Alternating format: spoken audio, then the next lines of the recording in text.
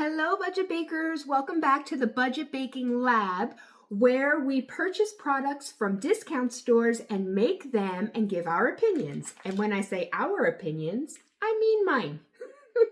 So for today, we are going to make cheddar garlic drop biscuits. These are Pillsbury, and I did pick this up from Dollar Tree. So it was just $1.25 plus tax. It does require a half a cup of milk and 1/3 cup of shredded cheese, but the cheese is optional. Now I'm going with the cheese because I had not only the milk, but the cheese in my fridge. So really this recipe would cost less than $2 to make. All right. So let's get started because my family is excited about this. My daughter has been asking me for a week, when are you making the biscuits? I said Sunday. So here we are. So let's get going. I've preheated my oven to 400 degrees, just like it suggests on the package. Now we will prepare our biscuits. All right, so let's get started. So I've opened my bag of biscuit mix, and I have to tell you that you would think that these would be filled with all kinds of ingredients. The list isn't too terribly long, and it does contain milk and wheat. It can also contain nuts. So if you have any issues with that, I'd stay clear of this. All right, so what we do is we're just going to mix everything together. So we've got our biscuit mix here that we're putting in the bowl. These bake for approximately 8 to 12 minutes at 400 degrees.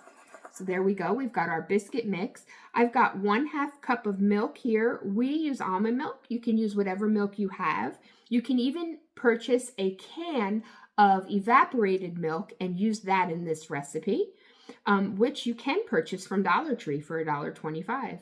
And if you don't use the whole can, you can use the remainder of the evaporated milk in your morning coffee so it doesn't go to waste.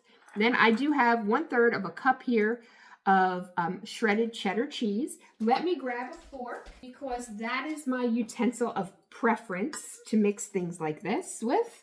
So we are going to combine the milk and the cheese in with our biscuit mix as per our instructions. I want to get every bit of cheese because who doesn't love a cheesy biscuit, right? And then we're just going to mix this up together. This is a super easy recipe. And then it doesn't take long to bake either. So if you're in a hurry and you have like a get-together coming up, this would be perfect. Even if you've got maybe like a chili going in the crock pot, this would be great just to make up and to have alongside of that for a weeknight or weekend dinner. All right, so it came together rather nicely. I've never tried these before. I would imagine you could add a little bit of salt and pepper if you like. But I'm gonna just go with the directions here.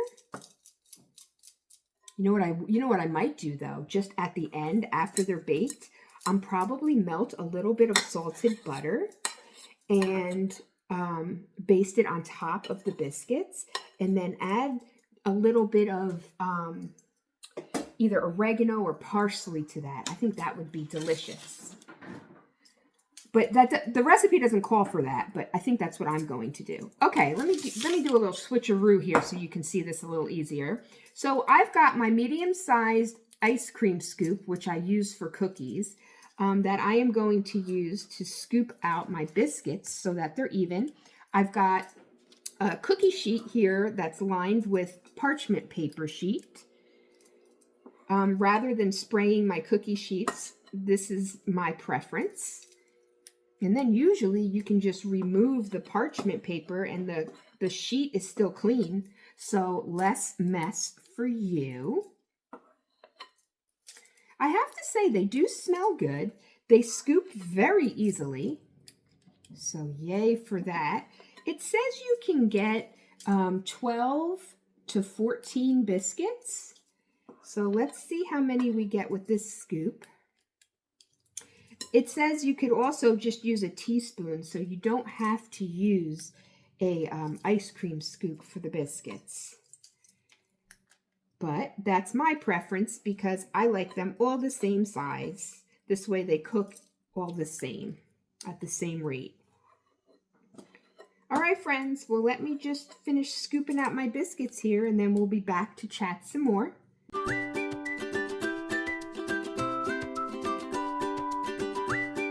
All right, well, you know my motto, Deanna doesn't waste. So I've made sure that I've got just about every bit of mixture out of the bowl that I possibly can. Let's see how many I've got. 1, 2, 3, 6, 9, 12, 16. I have 18 biscuits. So my guess is they want you to make them a little bit larger, but that's okay. We're going to go with it because we can eat more than one, right? All right, so my oven is preheated to 400 degrees. I'm going to go ahead and pop these in. Like I said, it says 8 to 12 minutes. So knowing my oven, I'm going to check them at 10 minutes and we'll be back. All right, friends, so like I said earlier, I am going to make like an herbed butter to brush on top of my biscuits when they come out of the oven. So I'm going to take only about a tablespoon of salted butter. I think that should be enough, maybe just a tablespoon and a half. And I am going to put this into the microwave to melt it for about 30 seconds or so, however long it takes. And then we'll be back and I'll show you how I'm going to put that together. All right, so my butter took about 20 seconds to melt down. So I'm just going to give it a little stir. And if you guys eat a lot of corn on the cob, this is a great way to make an herbed butter for your corn on the cob after you've cooked it on the grill or whatever and whatnot. All right, so I'm going to just put just a little dab of salt because it is salted butter. I'm going to add some pepper. Give it a little stir. And then I decided to go with a little bit of oregano. Something about adding just a dab of green always makes biscuits look nice. So just a little dab of that. And then we're just going to stir it together and we are going to wait a few more minutes for our biscuits to finish baking and we'll add it to the top. All right, friends, so I baked these for 11 minutes in the oven. I put them on for one more minute just to get them a little bit browner on the bottoms and on the top. They're still pretty blonde, but that's okay because I prefer mine that way. So if you want yours a little bit darker, put them in for another minute. Now I've got my herbed butter here, and I'm brushing it just a little bit on top of each biscuit, and you'll see it's going to add a nice little shine there to it, and a little bit of extra flavor, delicious flavor.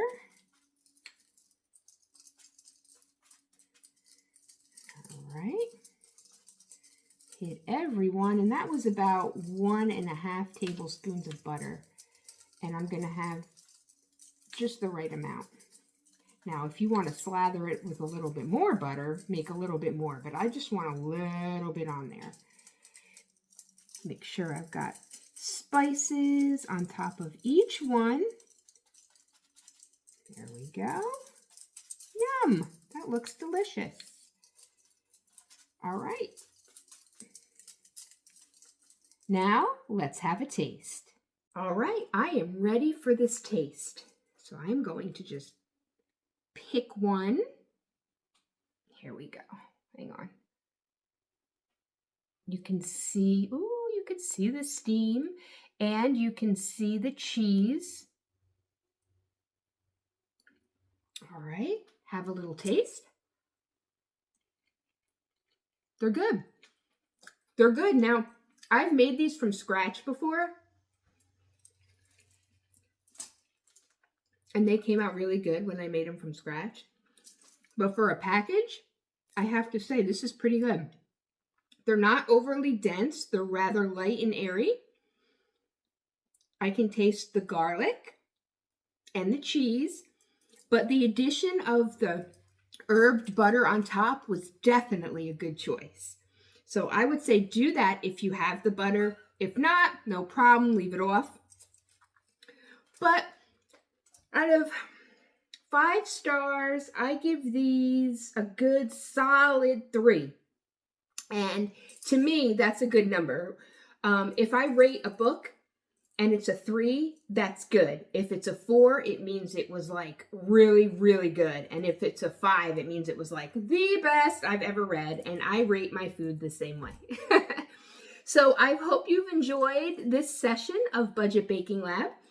I ask that if you did, you please give this video a thumbs up and subscribe to my channel. Subscribing to channels is a free way to support your favorite creators. So I truly appreciate you being here today, and stay tuned for another edition of Budget Baking Lab coming up soon.